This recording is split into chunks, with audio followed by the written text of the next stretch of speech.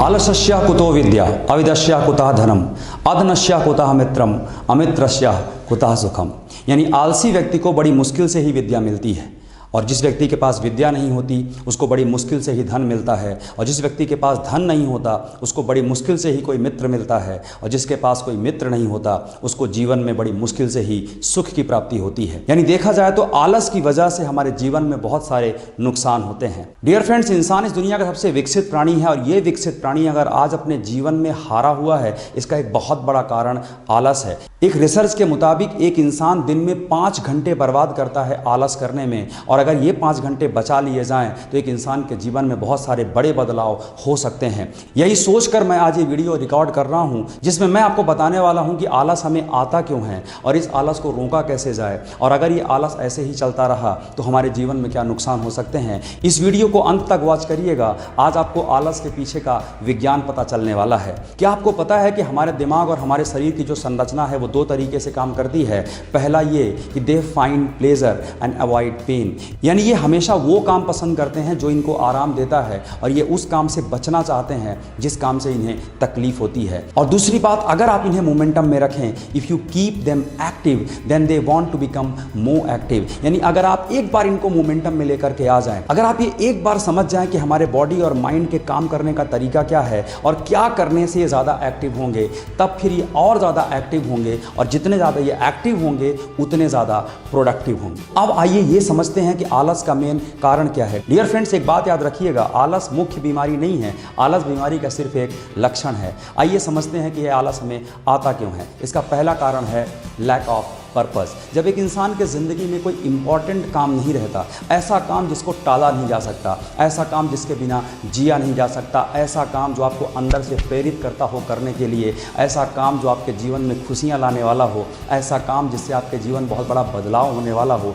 जब ऐसा कोई काम आपके पास नहीं होता तब आपको अंदर ही अंदर आलस आता है। 2 तरह से इंसान की ज़िंदगी होती है, एक पर्पस ड्रिवन लाइफ और एक circumstances driven life. Purpose driven life जो होती है वो हमेशा इंसान को लगातार प्रेरित करती रहती है, कभी उसे आलस आने नहीं देती। लेकिन इस दुनिया के 97% लोग पर्पस ड्रिवन लाइफ नहीं जीते, सिर्फ 3% लोग पर्पस ड्रिवन लाइफ जीते हैं, और इसीलिए 3% लोग अपने जीवन में हर क्षेत्र में प्रगति करते हैं और बाकी 97% लोग अपने समय को बर्बाद करते रहते हैं।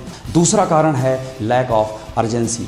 जिन लोगों के जीवन में पर्पस बनता भी है वो लोग अर्जेंसी क्रिएट नहीं करते। आपने अक्सर ऐसे लोगों को देखा होगा जो 10 साल से किसी एक काम को करने के लिए बात तो कर रहे हैं लेकिन आज तक उनका काम पूरा नहीं हुआ, बिकॉज जब वो काम करने की बारी आती है तो वो नियम याद रखिएगा, हमारे ब्रेन का स्वभाव क्या है, वो हमेशा आराम पसंद होता है। जैसे ही उसे पता चलता है कोई काम अर्जेंट करना है तो तकलीफ उठानी पड़ेगी, तो वो ब्रेन हमेशा आलस की तरफ लेके जाता है। तब मन में ऐसा विचार आने लगता है कि चलो इस काम को टाल देते हैं, किसी और काम में बिजी हो जाते हैं। ज़्यादातर लोग अपने दिमाग को डाइवर्ट करने लगते हैं और अक्सर अपने मेन काम से हट जाते हैं। याद करिएगा, कभी अगर आपके साथ भी ऐसा हुआ हो कि कोई बहुत ज़रूरी काम होता है लेकिन आपके मन में तब भी अंदर से इच्छा आती, चलो फेसबुक चेक कर लेते हैं, चलो व्हाट्सअप चेक कर लेते हैं, चलो न्यूज़ देख लेते हैं, चलो टीवी देख लेते हैं। ऐसी बहुत सारी बातें आपको याद आती हैं बिकॉज आपका जो ब्रेन है वो आराम पसंद है, वो प्लेजर पसंद है, वो काम करना नहीं चाहता, इसलिए वो पूरी कोशिश करता है कि आप काम ना कर पाएँ। और उसके लिए आपको अर्जेंसी क्रिएट करनी पड़ेगी। अर्जेंसी मतलब अपने दिमाग को एक मैसेज देना,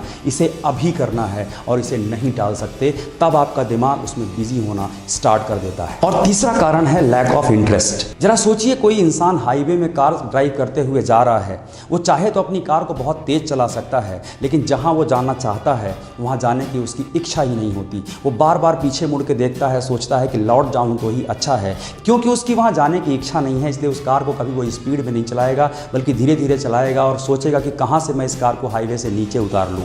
उसी तरीके से जब किसी इंसान को किसी काम में इंटरेस्ट नहीं होता तो वो बार बार पीछे मुड़ने का रास्ता देखता है, वो बार बार आलस करता है। कई लोग ऑफिस में जो काम करते हैं वो ऑफिस में काम करना उनकी मजबूरी होती है, सिर्फ पैसे के लिए काम करते हैं और उनको मज़ा नहीं आता काम करने में, इसलिए वहाँ पर वो आलस करते रहते हैं। जब आपको कोई काम करने में मज़ा नहीं आएगा तब आपको अक्सर आलस आता रहेगा। और चौथा कारण होता है सही योजना का निर्माण नहीं करना। आपके पास जब अपने जीवन की कोई योजना नहीं होती, कई लोगों को देखा है जो अपने घर में पड़े रहते हैं, लेकिन अगर उन्हें कोई काम दे दिया जाए, अगर उनकी कोई योजना बना दी जाए कि आपको इस हफ्ते में ये काम खत्म करना है, तो वही आलसी आदमी सुपर एक्टिव हो जाता है। तो अक्सर हमारे जीवन में योजना का ना होना बहुत प्रभावित करता है।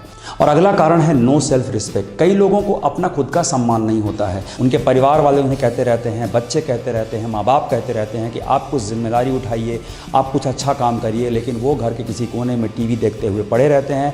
इनके लिए जीवन का मतलब सिर्फ ये होता है कि किसी तरह से खर्चा चलता रहे, चाहे वो कोई भी उठाए, हमारा काम तो चल ही रहा है। और ऐसे लोगों को कभी कोई फ़र्क नहीं पड़ता, और ये भी आलस की एक बहुत बड़ी वजह होती है। अब आइए ये समझते हैं कि आखिर इस आलस को दूर कैसे किया जाए। और जो मैं आपको तरीके बताने वाला हूँ आलस दूर करने के, ये बहुत प्रूवन स्टेप्स हैं। ये डिज़ाइनर नहीं हैं, ये फैंसी नहीं हैं, ये बहुत इंटरटेनिंग नहीं होंगे आपके लिए, लेकिन ये वो सच होगा जिसको फॉलो करने से आपके जीवन में बहुत बड़ा बदलाव आ सकता है। और उसमें सबसे पहली बात है चैलेंजिंग गोल्स। आपके पास चैलेंजिंग गोल्स होने चाहिए। आपने जो आज तक नहीं किया, जब वो करने की कोशिश करोगे तो आपका ब्रेन एक्टिव होगा। जो काम आपको आसान लगता है, अगर आप वही करते रहे तो हमेशा आपके मन में आलस आएगा। ऐसा कहा जाता है कि टैलेंटेड आदमी अक्सर आलसी होता है। फिर से रिपीट कर रहा हूँ, इस बात को गौर से समझिएगा। टैलेंटेड आदमी अक्सर आलसी होता है, क्योंकि जो टैलेंटेड आदमी होता है उसको ऐसा लगता है कि मैं तो इस काम को ख़त्म कर ही लूँगा, क्या जल्दी है काम करने की। उसी तरीके से जिस काम में आप एक्सपर्ट बन जाते हैं, जो काम आपके लिए आसान लगने लगता है, वहाँ पर आपको आलस आने लगता है। तो अगर आपको आलस त्यागना है तो चैलेंजिंग गोल्स बनाइए। जैसे ही आप चैलेंजिंग गोल्स बनाएंगे, जीवन में कोई बड़ा मकसद ले लेंगे, वैसे ही आप एक्टिव जीवन जीने लगेंगे। और जो अगली बात आपको ध्यान रखनी चाहिए वो अपनी डाइट।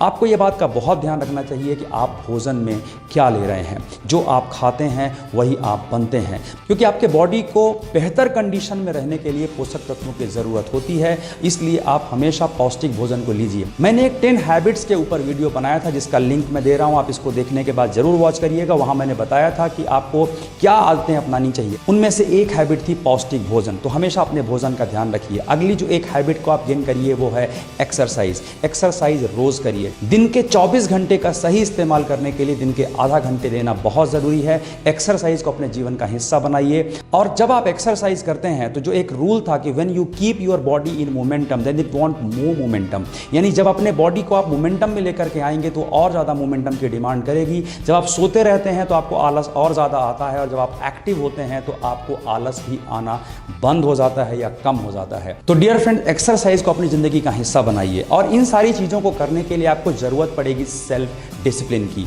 अपने आप को अनुशासन में रखने के लिए। सेल्फ डिसिप्लिन का मतलब होता है किसी भी काम को तब भी करना जब उसे करने का मन नहीं करे। जब आपको आलस करने का मन कर रहा है तब भी करने के लिए अपने आप को याद दिलाना होगा कि आप एक बड़े लक्ष्य की तरफ आगे जा रहे हो, तो आपको अनुशासन में रहना ही पड़ेगा। इसलिए जितना ज़रूरी चैलेंजिंग गोल है उतना ही ज़रूरी सेल्फ डिसिप्लिन भी है। जितना आप अनुशासन में रहेंगे उतना आपको आलस आना कम होगा। और सेल्फ डिसिप्लिन में रहने के लिए आपको मदद करेगा बड़े काम को छोटे छोटे कामों में बांटना। जब आपके पास कोई बहुत बड़ा लक्ष्य होता है तो अक्सर आपके मन में आलस होता है, क्योंकि आपको वो काम कॉम्प्लेक्स लगता है। उस कॉम्प्लेक्स काम को छोटे छोटे कामों में डिवाइड करिए और एक एक करके अचीव करने की कोशिश करिए। वहाँ पर आपको आलस भी नहीं आएगा, और जब आप अपने आप को आप प्रोग्रेस होते हुए देखेंगे तो आपको अंदर से मोटिवेशन आएगा और ज़्यादा काम करने के लिए। जापान में एक परंपरा है कि किसी भी वो बड़े काम को छोटे छोटे कामों में डिवाइड करते हैं और एक एक करके उसको अचीव करते हैं। और ये परंपरा एक बहुत अच्छी परंपरा है जिसका पालन हम भी कर सकते हैं, और ये वाकई में बहुत काम करता है। मैं प्रैक्टिकल एक्सपीरियंस से बोल रहा हूँ। और उसके बाद आपको जो एक फाइनल पॉइंट ध्यान रखने वाला है वो है मोबाइल फ़ोन का सही इस्तेमाल। आज के ज़माने में आलस आने की एक बहुत बड़ी वजह मोबाइल फ़ोन है। आप कुछ भी प्रोडक्टिव काम करने के लिए जाते हैं, वहाँ पर आपके दिमाग में मोबाइल फ़ोन की नोटिफिकेशंस आपको परेशान करती रहती हैं, और एक बार अगर आप मोबाइल फ़ोन चेक करने गए तो फिर 2 घंटा कब बीत जाता है पता भी नहीं चलता है। तो ये भी एक आलस का कारण है। मोबाइल फ़ोन की बहुत सारी उपयोगिता भी है, लेकिन जब इसका इस्तेमाल आप अपने हिसाब से करें। जब मोबाइल फ़ोन आपका इस्तेमाल करने लगे तो ये बहुत बुरा होता है। आपका इस्तेमाल का मतलब मैं ये बोल रहा हूँ कि मोबाइल को आप तब इस्तेमाल करिए जब आप इस्तेमाल करना चाहते हैं, तब नहीं जब आप अपने ज़रूरी काम में बिजी हैं। अपने समय को सही यूज़ करने के लिए मैं एक तरीका इस्तेमाल करता हूँ, हो सकता है आपको भी काम आएगा, और वो है लॉक योर टाइम। अपने समय को लॉक करिए। 2 घंटा आपने लॉक किया कि मैं इस समय यही काम करूंगा, ये पर्टिकुलर काम मुझे 2 घंटे में ख़त्म करना है। उस 2 घंटे में ना ही मुझे आलस करना है, ना ही मुझे मोबाइल फ़ोन चेक करना है, ना ही मुझे दोस्तों से गॉसिपिंग करनी है, और ऐसा कोई भी काम जो मुझे मेरे मेन काम से किनारे लेके जाएगा वो काम मुझे नहीं करना है। ये सारे तरीके अपनाकर आप अपने आलस को दूर भगा सकते हैं और एक एक्टिव और एक हेल्दी लाइफ की तरफ कदम बढ़ा सकते हैं।